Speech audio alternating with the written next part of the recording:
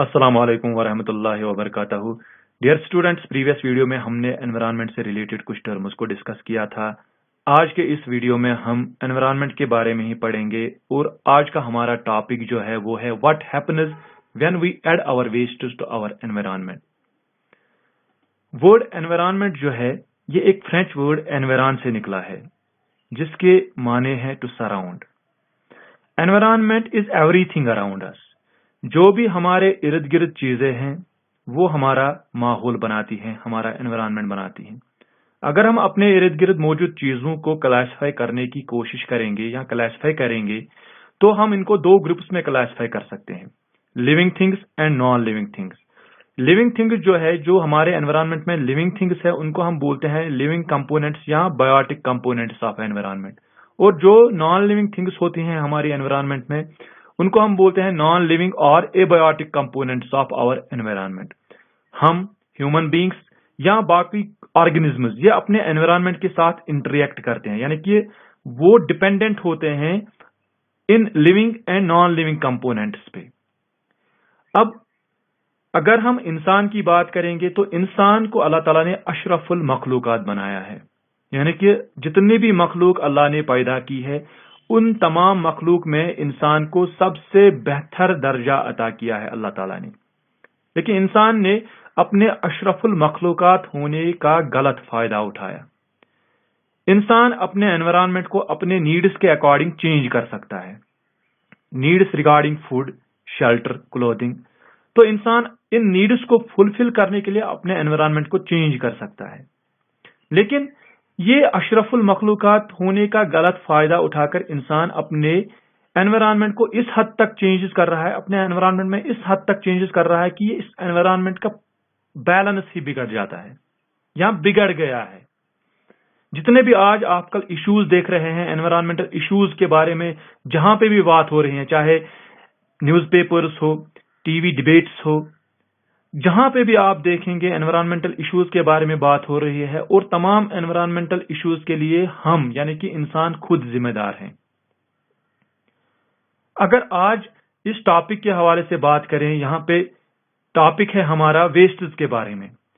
पहले हम बात करेंगे वेस्टेज क्या होते हैं। Wastage are useless, left over और डिस्कार्डेड मटेरियल्स। वो मटेरियल्स जो हम डिस्कार्ड कर चुके होते हैं। मिसाल के तौर पर अगर हम कभी किसी चीज को बार बार इस्तेमाल में लाते हैं और फाइनली वो चीज इस्तेमाल के काबिल नहीं बचती और हम उसको छोड़ देते हैं, हम उस चीज को छोड़ देते हैं, फेंक देते हैं, तो वो जो लेफ्ट ओवर और डिस्कार्डेड मटेरियल्स होते हैं हम उनको बोलते हैं वेस्ट। और वेस्टेज या तो गैसियस फॉर्म में हो सकते हैं, या लिक्विड फॉर्म में हो सकते हैं, या सॉलिड फॉर्म में हो सकते हैं। जो गैसियस फॉर्म के लिक्विड्स होते हैं वो मोस्टली हमारी इंडस्ट्रीज या हमारे हाउसेज से निकलते हैं, या हमारे जो ऑटोमोबाइल एग्जॉस्ट्स होते हैं वो इसमें एड अप करते हैं गैसियस वेस्टेज में।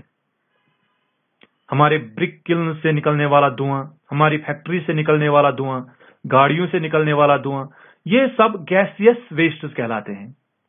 और लिक्विड वेस्ट में आता है जो हाउस होल्ड लिक्विड्स होते हैं, मतलब जो हाउस होल्ड सीवेज होता है, डोमेस्टिक सीवेज, और जो इंडस्ट्रियल सीवेज होता है, जो हमारे घरों से गंदा मतलब पानी निकलता है, या हमारी इंडस्ट्री से पानी निकलता है, गंदा पानी, गंदे पानी का इखराज होता है, उसको हम बोलते हैं सीवेज, इंडस्ट्रियल सीवेज या डोमेस्टिक सीवेज, जो हमारे घरों से पानी निकलता है।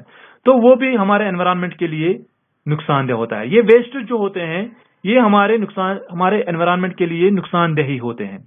और तीसरी टाइप जो है वेस्टेज की वो है सॉलिड वेस्ट।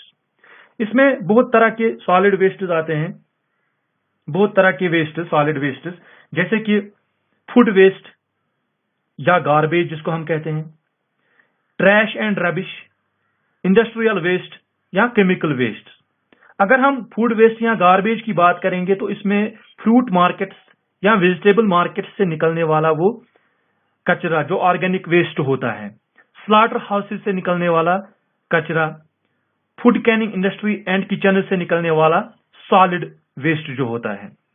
ट्रैश और रबिश इसमें आते हैं वो ब्रोकन या torn components like packing cases, broken crockery pieces, cans, dirt, broken furniture pieces, waste leather pieces,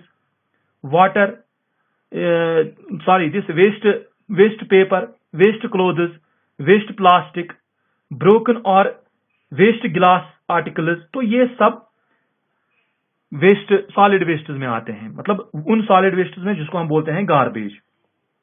दूसरा होता है केमिकल वेस्ट। इसमें आता है पेंट इंडस्ट्री से निकलने वाला वेस्ट, इलेक्ट्रोप्लेटिंग इंडस्ट्री से निकलने वाला वेस्ट, या जो हमारी केमिकल इंडस्ट्रीज से निकलने वाला वेस्ट जो होता है, जैसे कि हमारी बैटरीज जो हम यूज करते हैं अपनी गाड़ियों में या अपने इलेक्ट्रॉनिक गैजेट्स में, वो मरकरी से बनी होती है, उनमें मरकरी होता है, ठीक है, या लिथियम होता है। तो वो वेस्ट जो होते हैं, वो वेस्ट हमारे एनवायरनमेंट के लिए बहुत ही नुकसानदेह होते हैं और इनको हम बोलते हैं सॉलिड वेस्ट। अगर हम इन वेस्ट्स को क्लासिफाई करेंगे, इनको हम दो ग्रुप्स में क्लासिफाई कर सकते हैं। कुछ वेस्ट्स ऐसे होते हैं जो कि डिकम्पोज होते हैं, जो डिग्रेड होते हैं, उनको हम बोलते हैं बायोडिग्रेडेबल वेस्ट। तो सिंपल टर्म्स में हम कहेंगे the wastes which are broken down and disposed of naturally by saprophytes or decomposers are called biodegradable wastes। ये डिग्रेड होते हैं बायोलॉजिकल कंपोनेंट्स की वजह से, जैसे कि डिकम्पोजर्स या सैप्रोफाइट्स जिनको हम बोलते हैं, उनकी वजह से ये वेस्ट्स डिस्पोज ऑफ होते हैं, ब्रेक डाउन होते हैं। अब अगर हम बात करेंगे बायोडिग्रेडेबल वेस्ट्स की, तो डिकम्पोजर्स कैसे इनको डिकम्पोज करते हैं, डिकम्पोजर्स कैसे इनको ब्रेक डाउन करते हैं, पर्टिकुलर एंजाइम्स की वजह से। उनमें जो मौजूद एंजाइम्स होते हैं, वो उन एंजाइम्स की मदद से इन वेस्ट्स को ब्रेक डाउन करते हैं, डिस्पोज ऑफ करते हैं, ठीक है। तो उनको हम बोलते हैं बायोडिग्रेडेबल वेस्ट। इसके अलावा हम इन वेस्ट्स को ट्रीटमेंट प्लांट्स के जरिए से एग्रीकल्चर रिसोर्सेज में कन्वर्ट कर सकते हैं, जैसे कि मैन्योर या कंपोस्ट में हम उनको कन्वर्ट कर सकते हैं। जो हमारे घर से जो गार्बेज निकलता है, हम उस गार्बेज को वर्मी कंपोस्ट में कन्वर्ट कर सकते हैं। तो वो वर्मी कंपोस्ट जो है वो हमारे एग्रीकल्चरल यूज के लिए बहुत ही फायदेमंद है, बहुत ही यूजफुल है। वो एग्रीकल्चरल पर्पज के लिए बहुत ही यूजफुल है। और दूसरा जो टाइप है वेस्ट्स का, दूसरा ग्रुप जो है वेस्ट्स का, तो वो है non biodegradable waste. Non biodegradable waste को डिस्कस करने से पहले, इसके बारे में जानने से पहले हम एक बात जरूर जहन में रखेंगे, एक बात याद रखेंगे कि जो भी बायोडिग्रेडेबल वेस्ट्स हैं, बायोडिग्रेडेबल वेस्ट्स, हमें चाहिए कि हम इनको कभी भी एक जगह जमा ना होने दें, ठीक है। जब ये बहुत देर तक, बहुत वक्त तक एक ही जगह हम इन बायोडिग्रेडेबल वेस्ट्स को, खास करके जो गार्बेज होता है या जो हमारी हमारा फ्रूट मार्केट होता है या वेजिटेबल मार्केट्स होते हैं, अगर हम वहां से निकलने वाला कचरा या जो स्लॉटर हाउस से निकलने वाला जो वेस्ट होता है, अगर हम इनको कहीं पे जमा होने देंगे, तो वहां पे वो क्या होता है, ये सिटिंग होने लगते हैं, मतलब ये खराब होने लगते हैं और ये फिर वो बदबू छोड़ने लगते हैं, ठीक है। और ये कुछ बीमारियां भी फैला सकते हैं। These can be become the breeding grounds for different organisms including mosquitoes, flies, rats, और बहुत तरह के पैथोजेन्स जो होते हैं इनके जरिए से स्प्रेड होते हैं, ठीक है, इन ऑर्गेनिजम्स के जरिए से स्प्रेड होते हैं। These are the carriers of so many pathogens, ठीक है। तो इसलिए हमें चाहिए कि हम बायोडिग्रेडेबल वेस्ट्स को कभी भी बहुत समय तक, बहुत वक्त तक एक जगह पर जमा ना होने दें। और रही बात नॉन बायोडिग्रेडेबल वेस्ट्स की, non biodegradable wastes are the wastes which cannot be broken down by decomposers. Decomposers में ऐसे एंजाइम्स ही नहीं होते जो कि इन नॉन बायोडिग्रेडेबल वेस्ट्स को डिग्रेड या ब्रेक डाउन कर सके।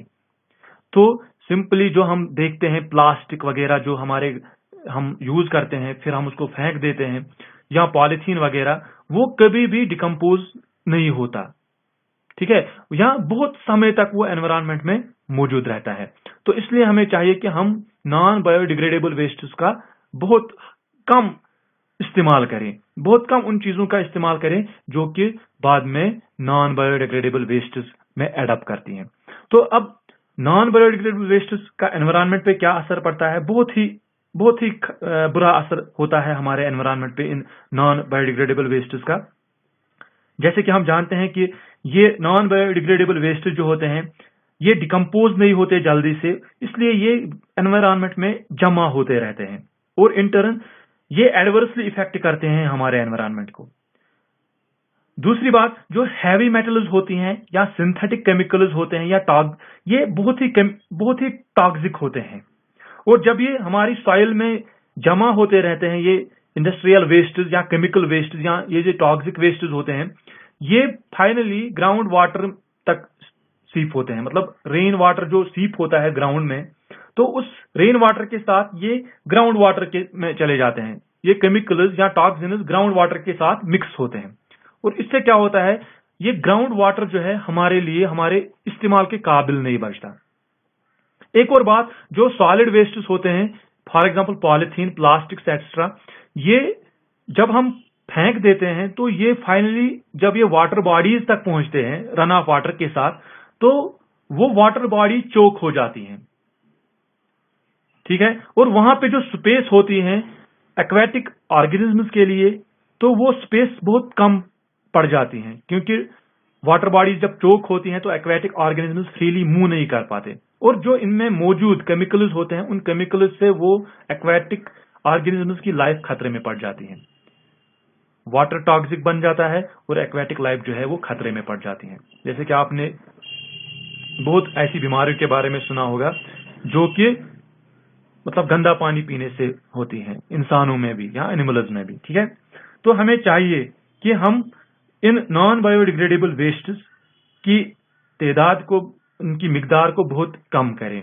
और ये हम कैसे कर सकते हैं? अगर हम इनका इस्तेमाल कम करेंगे, अगर हम नॉन बायोडिग्रेडेबल वेस्ट्स या नॉन बायोडिग्रेडेबल मटेरियल्स जो होते हैं, अगर हम उनका इस्तेमाल कम करेंगे तो वेस्ट्स भी कम होंगे, ठीक है। और आजकल एक और वेस्ट जो है सॉलिड वेस्ट की हम अगर बात करेंगे तो इनमें एक और वेस्ट ऐड हुआ है जिसको हम बोलते हैं इलेक्ट्रॉनिक वेस्ट, ठीक है।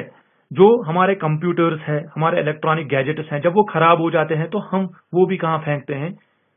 हम अपने एनवायरनमेंट में हम उनको ऐड करते हैं, तो वो भी हमारे एनवायरनमेंट पे बहुत ही बुरा असर डालते हैं। तो इसलिए हमें चाहिए कि हम इन वेस्ट्स को, इनकी जो क्वांटिटी है उसको कंट्रोल करें। अगर हम बात करें बायोडिग्रेडेबल वेस्ट्स की, तो ये हमारे एनवायरनमेंट के लिए इतनी नुकसानदेह नहीं है, हम इनको यूज कर सकते हैं, हम उन चीजों को इस्तेमाल में ला सकते हैं जो कि बायोडिग्रेडेबल वेस्ट प्रोड्यूस करती हैं। लेकिन हमें चाहिए कि जो भी चीजें, जिन भी चीजों से नॉन बायोडिग्रेडेबल वेस्ट प्रोड्यूस होते हैं, हम उन चीजों का इस्तेमाल बहुत कम करें। ये आज के लिए आज का टॉपिक था, तो इंशाल्लाह नेक्स्ट टॉपिक में आपसे फिर मुलाकात होगी। तब तक के लिए अल्लाह हाफिज।